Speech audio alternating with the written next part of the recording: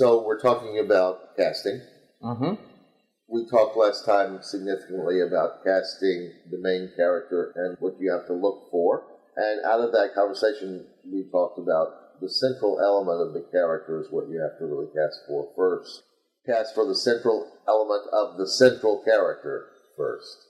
And then once you have the central element, you may have that in 2 or 3 people, if you're lucky, in an audition. Then obviously you look for the other elements of the character and so forth. You're always looking in relation to who's in the pool that you have and what can you get out of those people. In relation to the other characters, we talked about who's the second character that you would cast. I have a question for you. In the casting, how much do you balance, because you're talking about the qualities, you cast the central quality of the character first, and then you look for the other qualities that you need. How much do you have to balance that with the talent and skill level of the actor? Of the people at hand. Yeah. What you then do is say, look, this is what I've got to get out of this. I have to know what I have to get out of this character. Now, of the people I have, who is either malleable or who has natural abilities, well, natural elements of his being, of his psyche, whether they're abilities or whether they are just part of who he is, part of his behavioral structure, who already has that. If you're very lucky, you say, who might be able to act that? And then I give him things to act to show me if he can do that. Yeah. In the audition process. In a hypothetical, let's say if you had an actor who is quite accomplished, has a lot of experience, and is of high talent. Let's say you sense that they have some of the qualities of the main character and some of the central quality of it, but maybe it's not as dead on as an actor that is seriously not as experienced and not as skillful, and maybe not even as talented. Would you weigh more with the person who has the exact quality, or would you weigh more with the person who has a higher skill, or is that too hard to answer because it really depends on how high a skill they have, right. how close they are to each other? That's very definitely true. But, for instance, say you've got this guy who you think can play that, but who isn't it. Let's say a very skilled actor, but you need a James Dean quality, and the guy is just not James Dean, Well, that you can't do. Yeah. It's hard to even think who's a skilled actor. Right. Because most of the people that people think of as skilled, like Kevin Kline, are very surface level actors. Right. So from the kind of thing that we're talking about when we talk about acting, that somebody lives through it, not somebody pretends their way through it, but with skill. Yeah. That's not what we're looking for ever. Right. Somebody who's pretending, no. Right. No. But you would think that Kevin Kline is a skilled actor. But I wouldn't put him to play something that he's not. Yeah, at all. I would think that when you were casting for the theater company, you must have come across that a little bit. That, geez, I have a very skilled and talented actor here, but has still the qualities that I need. No, I always know who it should be. All right. You never came across that conundrum where it's... No, I always know who it should be because I was able to read them. One of the things you have to watch out, both in acting training, but certainly in directing, is that sense that the actors are all supposed to be monks coming to serve the god of theater and the god of acting and, always abasing themselves before the quality of art.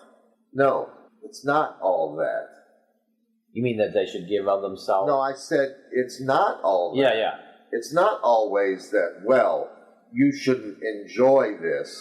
You should just, give to the theater your soul. Right. And all of that. Gee. It's very easy to get very monkish about an approach.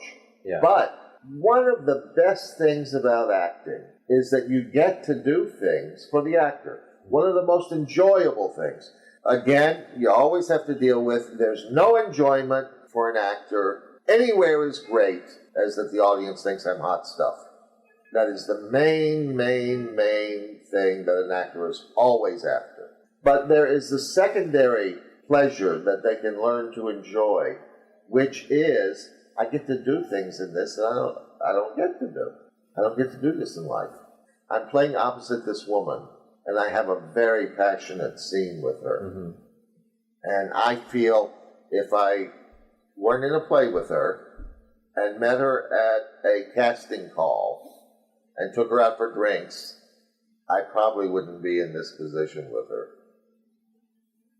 You never know, but so it means now when I'm in the scene with her, I shouldn't enjoy kissing her. I shouldn't enjoy fulfilling my own pleasure in dealing with her. Yes, I should, so long as I'm doing everything else for the play. Yeah, because if you're enjoying it, you're in it, and you have to be in it. Right. Part of the thing, we're not supposed to only be made mad by our scene partner. We're not only supposed to be made sad by our scene partner. We're supposed to be aroused by the scene partner if the scene is one of arousal. We're supposed to be in love if the scene is in love.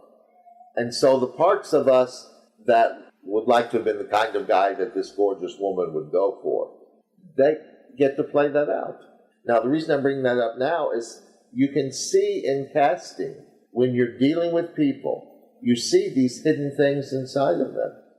You see that they have things inside of them that make them want to be what the play asks them to be. Mm-hmm. Now, that's not true in every play, or every role, or everything they're getting to do. But you take advantage of that, and you encourage it in them, not by telling them, oh, here's a time for you to live through your own pleasures, but rather by doing things with them that you know this is going to entice that person out of them, but they don't really realize it. When you are dealing with people and casting them, when you're trying to see who is this person, I told you, you don't really care about whether they do well in the audition because they're not going to do well in the audition. They don't know how to audition, and then besides that, most of them don't know how to act, even if they knew how to do a 5-minute monologue. Mm-hmm. So it's got. So you have to look not just to see, quote, who they are, but to see what they are inside. That if you can entice it out, will make the play flower. The thing that people who have a secret not know, but believe, is that people know my secret.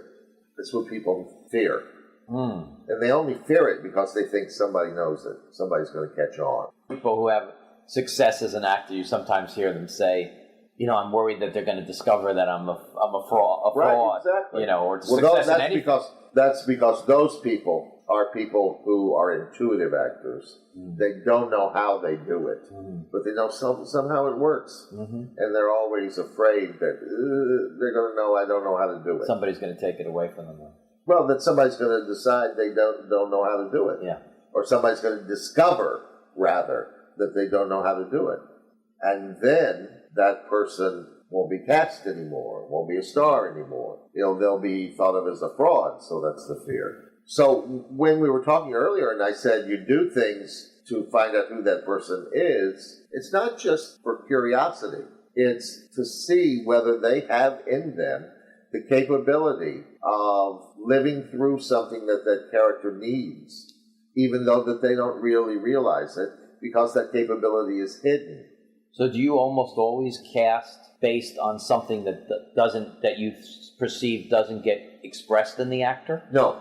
No, because they may have it and can do it. Right, okay. So another actor can't, it doesn't have to be a hidden thing. Right, okay. But what I'm saying is you got to be able to see the hidden thing. Right. And then in rehearsal, Bring it out. people always use the word badly manipulate, but it's not a bad word. You manipulate the person so that that thing is brought out. Right. So in casting the stage manager, it's not that you have to find somebody who doesn't get a chance to tell stories, but you could find somebody who is a good storyteller and expresses that in life. Right. That's okay too. Oh, yeah. Well, that's easier. Yeah, that's easier because you don't have to worry about pulling it out of them. The point I'm trying to make now is the hidden things. Yeah. Sometimes are even richer when they come through because the person finally gets a chance to live it. A lot of times you'll find actors who say they love to play villains because what they're doing is they're getting to express some of those negative things that life tells you you shouldn't express, but that they do feel, that they do experience. Did you ever feel at a point where you said, geez, this person is just not an actor. They just don't have what an actor needs, and so therefore I can't work with them? From a general point of view, you're never directing them to play the play. You're directing them to be the people. The play was supposed to play them. They're not supposed to play the play. They're just supposed to be the people who are concerned with these things.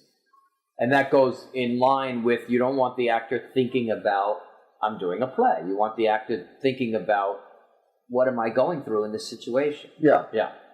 And so they become the character by you dealing with them in rehearsal in certain ways so that they now behave like the character behaves. When you cast appropriately, they don't play their character. They are their character. That has a very definite effect on your casting. You see, oh, she'd love to do that, I'm sure. I don't think she thinks she can do it. But I'll get it out of her in the rehearsal. Because again, the flower that's been suppressed once it opens is more magnificent than the one that's usually open. My own taste is I would enjoy the speciality when I have that opportunity to take someone and let them live through and enjoy that thing that in life they don't have a chance to live through and enjoy. Find out what the person is like, because you're not looking for somebody to go have drinks with. You know, so it's not just to find out what they're like as a person, you know, it's not that kind of thing. But what elements are in them that could be good for the play? Who's in there?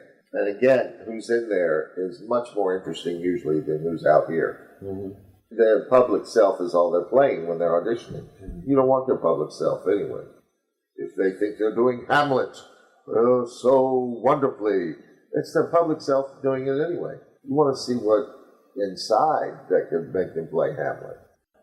One of the things you watch for, and one of the things you ask people to do things in casting for, is to see how they respond to demand. It's not the first thing that you look for. The first thing you look for are people who are going to be the kind of people that you want for the play. A villain is best played by a good person who's letting his mean streak come out. Villain is not best played by somebody who's an asshole in life. All you don't get anything revealed. You get, I'm quite comfortable being an asshole in life.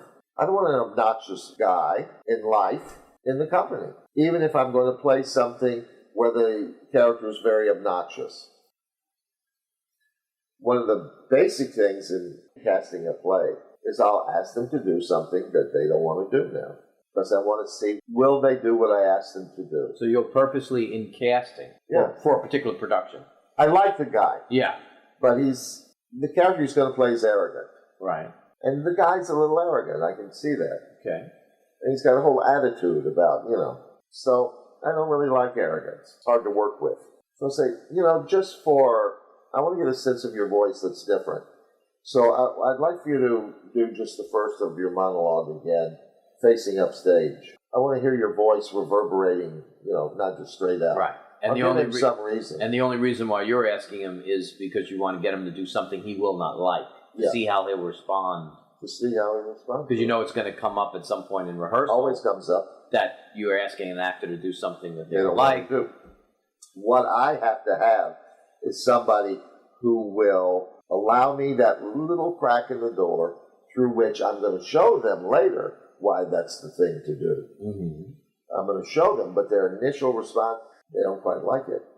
But nonetheless, they'll give it a try. So if you find somebody who just won't do it. All right, thanks very much. So you would look at that person and see how reluctant they are to turn their back to you and deliver the monologue? Right. Because they might say, well, what kind of bullshit is this? I hope you've gotten a chance to see what the casting process really should be. The flower that's been suppressed once it opens is more magnificent than the one that's usually open. The hidden things are even richer when they come through, because the person finally gets a chance to live it. In the prologue to The Maids, Jean Genet played the maids.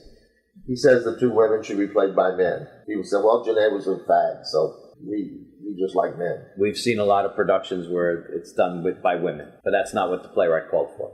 But that's not what it's about. He explains in that prologue why, and that is, when you present an image to an audience, rather than a literal image, when you present a metaphorical image, the further it is from literal, takes them much further into the reality once they believe it, the further it is from literal.